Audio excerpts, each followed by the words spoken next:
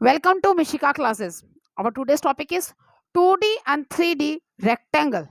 आज का टॉपिक क्या हमारा 2D और 3D रेक्टेंगल के बारे में हम डिस्कस करेंगे. जब 2D में होता है रेक्टेंगल तो उसे क्या कहा जाता है, रेक्टेंगल कहा जाता है.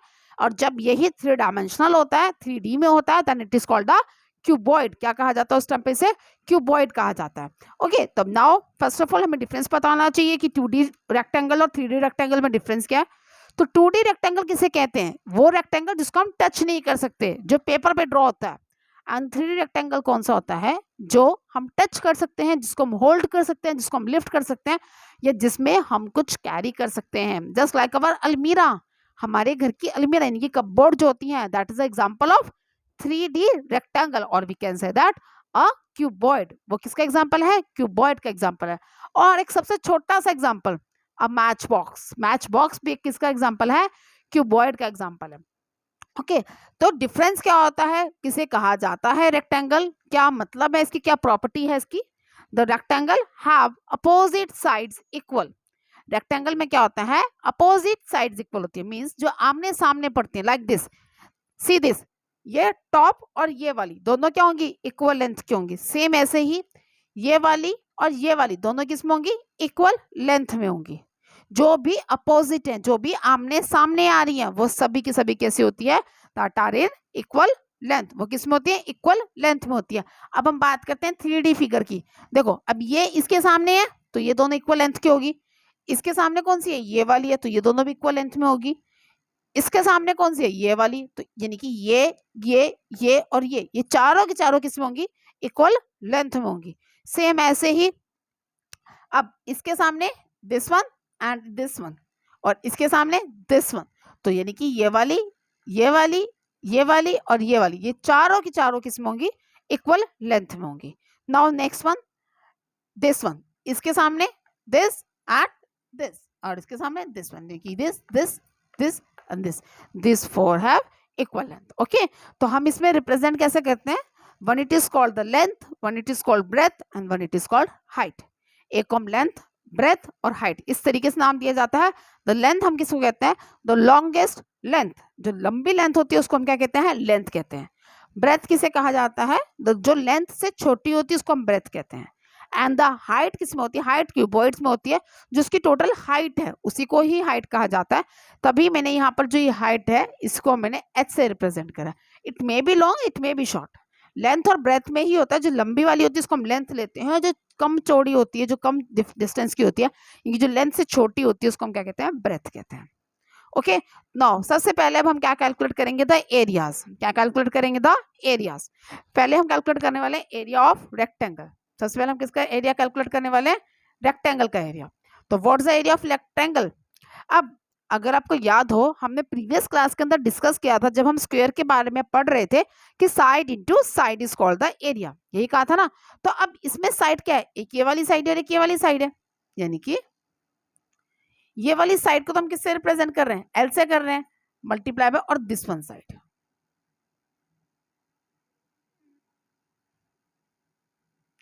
यानी कि एल मल्टीप्लाई बाय ब्रेथ. ये एल है और ये ब्रेथ है. क्लियर हो गया. अब बात करते हैं एरिया ऑफ दिस क्यूबॉइड. अभी तो एरिया ऑफ रेक्टेंगल निकाला था, अब हम कैलकुलेट करेंगे क्या, एरिया ऑफ क्यूबॉइड. अब जैसे उसमें था सेम वही फॉर्मेट इसमें रहता है. उसमें क्या था, टोटल नंबर ऑफ फेसेस हमने कैलकुलेट करे थे, उसको फिर हमने एरिया ऑफ स्क्वायर से मल्टीप्लाई कर दिया था. सेम वैसे ही इसमें भी करेंगे. इसमें भी हम क्या कैलकुलेट करेंगे, तो नंबर ऑफ फेसेस कैलकुलेट करेंगे. बट इस वाले नंबर ऑफ फेसेस के अंदर एक चीज है, वो क्या डिफरेंस है, लेट्स सी दैट. अब इसमें क्या है, हमारी जो डायमेंशन है वो वेरी कर रही है. वो क्या कर रही है, वेरी. कैसे कर रही है, सी हियर, यहां पर ये लेंथ है, ये वाली लेंथ, और ये ब्रेथ, ये ब्रेथ. सेम ऐसी ये वाली लेंथ, ये वाली लेंथ, ये ब्रेथ और ये ब्रेथ, यानी कि ये वाला जो है एरिया और ये वाला जो फेस है, ये दोनों फेसेस क्या हो गए, इक्वल हो गए. ये दोनों फेसेस क्या हो गए, इक्वल हो गए. उसके बाद नेक्स्ट फेस देखिए. अब आप, अब इसमें ब्रेथ है, इसमें ब्रेथ है, इसमें ब्रेथ, इसमें ब्रेथ है, और ये हाइट, यानी कि ये वाला और ये वाला फेस, ये दोनों क्या हो गया, आपस में इक्वल हो गए. क्लियर हो गया. यानी कि वो दो फेसेस अलग हो गए, यानी कि जो ये टॉप और बॉटम वाला फेस है ये डिफरेंट हो गए, और जो लेफ्ट और राइट वाले फेसेस थे ये आगे अलग हो गया अगेन। अब नेक्स्ट वाले फेसेस देखेंगे जो फ्रंट और बैक में पढ़ रहे हैं। यहाँ पर फ्रंट और बैक में कौन से पढ़ रहे हैं, ये लेंथ और ये हाइट, यानी कि एक तो ये वाला करेक्ट और एक ये वाला, सॉरी यहां से ये वाला। तो टोटल 6 के 6 फेजेस में क्या हो रहा है, पेयर में आ रहे हैं। जो हमारे 6 फेजेस हैं वो किस में आ रहे हैं, पेयर में आ रहे हैं। ओके, कैसे आ रहे हैं पेयर में, लेंथ और ब्रेथ वाले दो हैं, ब्रेथ और हाइट वाले दो हैं, और हाइट और लेंथ वाले दो हैं। डायमेंशन तो वही है, साइड मल्टीप्लाई बाय साइड, यानी कि लेंथ और ब्रेथ। हम लोग क्या इसमें, बट क्या हो रहा है इसमें सारे फेसेस अलग अलग आ रहे हैं। अब देखो कैसे लिखेंगे इसको, सी सबसे पहले ये लेंथ और ब्रेथ वाले, ये वाला और ये वाला, ये नंबर ऑफ फेज 1 हो गया और ये वाला हो गया हमारा 2। तो पहले ये दोनों लिखा है, इसकी डायमेंशन क्या, लेंथ और ब्रेथ कितने हैं, ये 1 एंड 2। तो 2 कितने हैं हमारे, 2 है हमारे लेंथ मल्टीप्लाई बाय ब्रेथ। एक तो ये सेगमेंट हो गया, ठीक है। अब दूसरा सेगमेंट कौन सा हो गया, ये वाला ब्रेथ और हाइट वाला, यानी कि नंबर 3 एंड नंबर 4। दो हो गया सेगमेंट। ये भी कैसे लिखेंगे, +2 multiply by breadth multiply by height. Now next phase. अब नेक्स्ट फेज देखिए कौन सा आ रहा है, ये वाला लेंथ और हाइट, यानी कि नंबर ऑफ फेज ये वाला 5 और ये नंबर ऑफ फेज ये वाला 6। टोटल 6 हो गया हमारे, उसमें भी 6 है इसमें भी 6 है, बट उसमें 6 के 6 इक्वल थे, लेकिन इसमें क्या आ रहा है, पेयर की फॉर्म में आ रहा है। तो वो कौन कौन से हमारे, 2 multiply by height and the length. Okay, आगे हमारे 6 से 6 फेजेस। अब इसको चाहे तो आप इस फॉर्मेट में भी कैलकुलेट कर सकते हो, यानी कि ये वाला सेगमेंट अलग कैलकुलेट कर लो, इसको अलग कर लो, इसको अलग कर लो, और फिर तीनों को लास्ट में प्लस कर दो। और दूसरा मेथड क्या है, हम देखो इसमें क्या हो रहा है, 2 कॉमन आ रहा है, क्योंकि इसमें देखो लेंथ है इसमें नहीं है तो कॉमन नहीं निकाल सकते, इसमें ब्रेथ है बट इसमें भी नहीं है तो इसमें भी बी भी कॉमन नहीं निकल सकता। ऐसे ही सेम एच है, वो इसमें है इसमें नहीं है तो वो भी कॉमन नहीं निकल सकता। जो कॉमन नंबर दैट इज 2। तो हम इसको ऐसे भी लिख सकते हैं, 2 मल्टीप्लाई बाय, ब्रैकेट के अंदर क्या आ जाएगा, पहले में एल बी है यानी कि लेंथ और ब्रेथ है, दूसरे में क्या है, ब्रेथ और हाइट है, और तीसरे में क्या है, हाइट और लेंथ है। इस तरीके से क्या कैलकुलेट हो गया, द एरिया ऑफ क्यूबॉइड। दोबारा से बता रही हूँ, इसमें जो एरिया ऑफ क्यूबॉइड होता है वो कैसे कैलकुलेट होता है, कैलकुलेट इसमें भी फेजेस ही करने हैं, हर फेज का अलग ही एरिया कैलकुलेट किया जाता है, बट कैलकुलेशन थोड़ी ज्यादा लंबी ना हो जाए, मुझे क्या करना पड़ेगा, 6 के 6 फेजेस का अलग अलग एरिया कैलकुलेट करके लास्ट में प्लस करना पड़ेगा। तो उसको अवॉइड करने की जगह हम क्या करते हैं, देखते हैं जिनकी डायमेंशन सेम है ना उनको क्लब कर देते हैं, उनको कनेक्ट कर देते हैं, उनको जोड़ देते हैं। तो इसमें जो दो कौन कौन से थे, टॉप एंड बॉटम सेम थे, लेफ्ट और राइट सेम थे, फ्रंट एंड बैक सेम था। तो ये जो मेरे 3 सेगमेंट बने, तीनों को मैंने कनेक्ट करते चली गई, तीनों को क्लब करती चली गई। पहले मैंने किसको क्लब कर दिया, टॉप एंड बॉटम, फिर मैंने लेफ्ट और राइट को, एंड लास्ट में मैंने किसको कर दिया, bottom and front end back को कर दिया। उसके बाद देखा तीनों में 2 कॉमन आ रहा है, वो मैंने निकाल दिया और बाकी सबको कैलकुलेट कर दिया। वो मेरी चॉइस है, मैं अलग अलग करके भी कर सकती हूँ, लास्ट में प्लस कर दूं, और ये भी कर सकती हूँ कि मैं पहले सिंगल सिंगल एरिया निकालूं, उनको प्लस करके लास्ट में 2 से मल्टीप्लाई कर दूं। वो हमारी चॉइस है, जिस तरह आपको कैलकुलेशन इजी लगती है आप उस तरीके से कर सकते हो। Both are the same, both will give you the same answer, दोनों ही आपको आंसर सेम देंगे, and both the methods are correct, दोनों ही मेथड्स करेक्ट हैं। Now we will calculate the next factor. अब हम इसके नेक्स्ट पैरामीटर्स कैलकुलेट करेंगे, कौन कौन से हैं वो हमारे, the parameter and the volume. कौन कौन से पैरामीटर है नेक्स्ट हमारे, the parameter and the volume. अब बात करते हैं पैरामीटर किसे कहते हैं। पहले भी मैंने बताया आपको प्रीवियस क्लास के अंदर, जो पैरामीटर होता है दैट हम लोग कैलकुलेट करते हैं 2D फिगर्स की। पैरामीटर किसका निकलता है, 2D फिगर्स का, और जो वॉल्यूम होती है वो किसका निकलता है, 3D फिगर्स का। ओके, पैरामीटर किसका निकलता है, 2D फिगर्स का, और वॉल्यूम किसका, 3D फिगर्स का। तो what's the meaning of parameter, to calculate the boundaries, जितनी भी बाउंड्रीज है उन सबको सम अप कर दो, उन सबको कनेक्ट कर दो, उन सबको ऐड कर दो, you will calculate the parameter. आप पैरामीटर निकाल सकते हो। तो वो कैसे निकालते हैं, ये रही लेंथ, ये रही ब्रेथ, अब ये क्या अपोजिट साइड है तो ये भी क्या होगी, लेंथ होगी, और इसके अपोजिट ये होगी तो ये भी क्या होगी, ब्रेथ होगी। तो क्या करेंगे, इन चारों को प्लस करना है, यानी कि L plus B plus L plus B। पहले length, then breadth, then length, then breadth. ठीक है, या तो ये कर लो, सबको लिखते चले जाओ, ऐड कर दो। दूसरा मेथड देखो आप कैसे करेंगे, और छोटा करना है मुझे।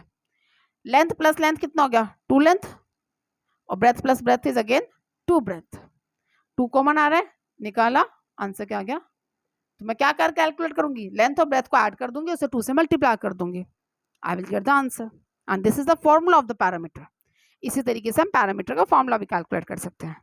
नाउ अब मैंने क्या कैलकुलेट करना है, वॉल्यूम। वॉल्यूम का मतलब क्या होता है, द कैपेसिटी, कि जो भी डायमेंशन है, जो भी हमारी फिगर है, वो कितना होल्ड कर सकती है, उसके अंदर कितनी चीज आ सकती है, that's the volume of that particular thing, वो उसका वॉल्यूम है। अब इसका वॉल्यूम कितना होगा, सारी साइड्स को मल्टीप्लाई कर दो, तो साइड्स कौन कौन सी हैं, the length, the breadth and the height. तो वॉल्यूम क्या होगा, L multiply by breadth multiply by height. Clear हो गया, समझ में आ गया कैसे कैलकुलेट करा। वॉल्यूम का फॉर्मूला क्या होगा, length multiply by breadth multiply by height. Clear हो गया। Now I am explaining you with the help of example. अब हम एग्जांपल करेंगे, एग्जांपल की हेल्प से हम समझते हैं।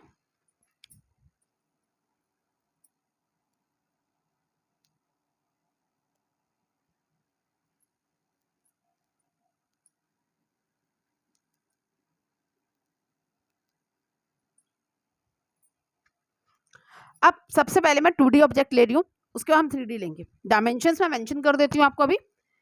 लेंथ मैंने ले ली है, सपोज करो 10, लेंथ को मैंने क्या ले लिया 10 सेंटीमीटर। ब्रेथ ले लिया मैंने 5 centimetre and the height of the object is 2 centimetre. Okay,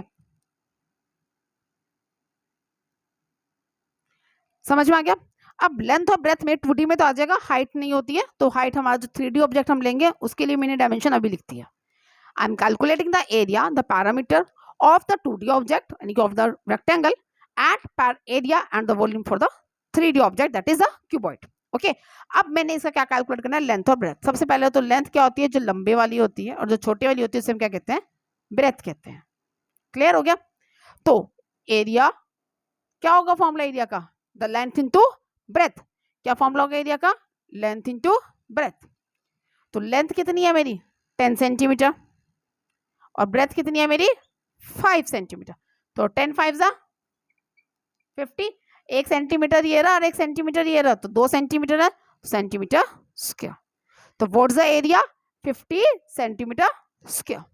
now अब मुझे कैलकुलेट क्या करना है, पैरामीटर कैलकुलेट करना है।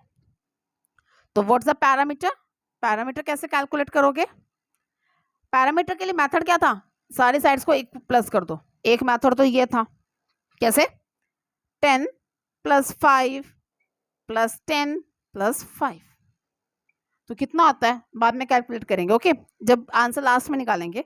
अब मैं दूसरा मेथड लिखती हूँ, सीधा फॉर्मूला। फॉर्मूला क्या था इसका, जो हमने लास्ट में निकाला था, that's 2 multiply by length plus breadth. 2 multiply by length plus breadth. तो लेंथ कितनी है मेरी 10 है और ब्रेथ कितनी है मेरी 5। तो कैलकुलेट करके आया 10 प्लस 5 दैट इज 15। 10 प्लस 5 कितनी होगी 15, और 15 टू जा 30 सेंटीमीटर। निकल गया।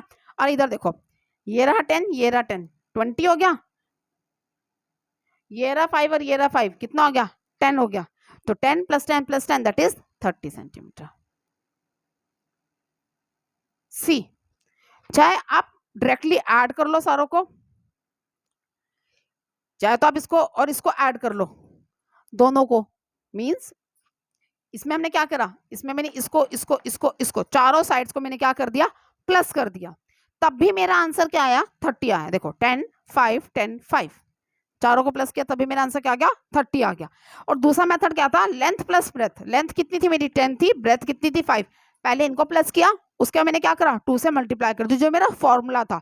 फॉर्मूला क्या था मेरा, 2 multiply by length plus breadth. तो या तो मैं इस तरीके से करूँ चाहे इस तरीके से करूँ, आंसर मेरा सेम ही आएगा।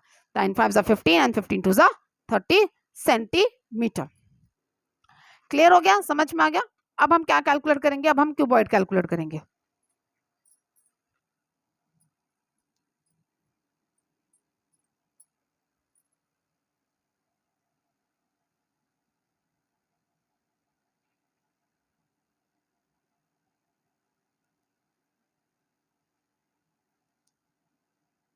हाइट कितने की बनना है 2 सेंटीमीटर।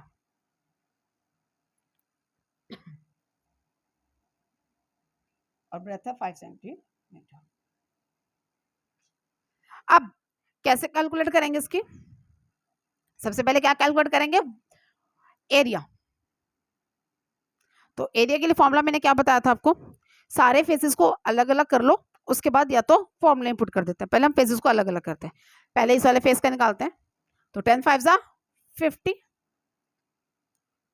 कैसे आया देखो ध्यान से। इस वाले फेस में लेंथ कितनी है? 10 है, और फेस कितनी है? 5 है। तो 10 5 जा 50। ये फॉर्मूला मेरा लेंथ मल्टीप्लाई बाय ब्रेथ का हो गया। क्लियर? अब नेक्स्ट देखिए, ये वाला फेस कैलकुलेट करते हैं। इस वाले फेस के अंदर जो मेरी लेंथ है यानी कि ब्रेथ है, और क्या है मेरी हाइट। तो ब्रेथ कितनी है मेरी गिवन है 5, और हाइट कितनी गिवन है 2। हाइट 2 है, 5 2 जा 10। क्लियर हो गया? नाउ थर्ड थिंग क्या होगी? Height into length. कौन सी वाली निकालनी है? ये वाला।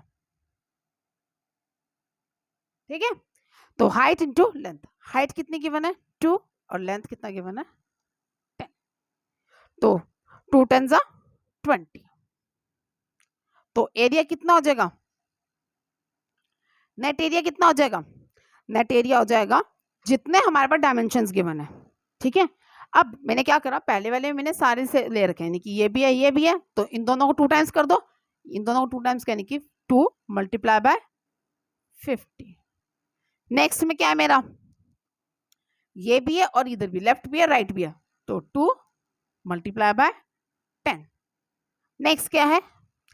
अब बैक भी है फ्रंट भी है, 2 मल्टीप्लाई बाय 20। नाउ सी 52 जा 100, 10 2 जा 20, एंड 22 जा 40। तो आंसर कितना हो गया? Total 160 centimetre square. समझ में आ गया कैसे कैलकुलेट किया? अब फॉर एग्जांपल, अब मैंने क्या करा, एक डायमेंशन को मैंने क्या कर दिया, इसमें से एलिमिनेट कर दिया। मीन्स एक फेस को मैंने यहाँ से हटा दिया। मेरा जो फेस है ये एक नहीं है इसमें से। सपोज करो ये मेरे रूम का है, मुझे क्या करना है, अपने रूम का एरिया देखना है। तो रूम में क्या होता है, जब भी हमारा जो फ्लोर होता है वो हमारा काउंट ही नहीं होता ना, तो उसमें हम कोई पेंट करवाते हैं ना कुछ करवाते हैं। तो मैंने क्या करा, जो मेरा बॉटम वाला था वो मैंने क्या कर दिया, एलिमिनेट कर दिया। यूज नहीं करना, मुझे कैलकुलेट नहीं करना इस एरिया को। ठीक है जी, नहीं करना। तो अब मेरा जो बॉटम वाला था ये सिंगल रह गया, तो इस केस में ये मेरा रूम का हो गया, मैंने इसको रूम में एज्यूम कर लिया। ठीक है, तो अब इस केस में क्या हो रहा है, ये वाला जो फेज है ये सिंगल रह गया। कितना रह गया? सिंगल रह गया। तो सिंगल रहने की वजह से यानी कि ये वाला जो मैं सिंगल टाइम लूंगी, बाकी सब में कितनी बार लूंगी? 2 टाइम्स लूंगी।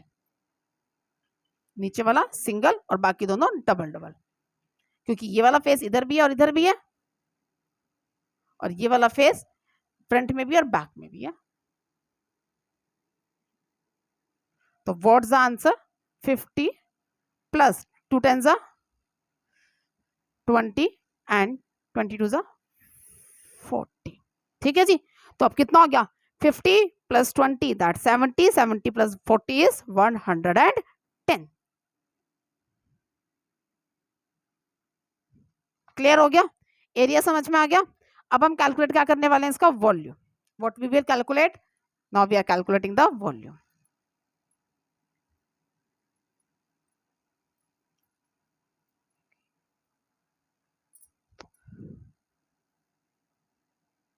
तो वॉल्यूम का फॉर्मूला क्या होता है?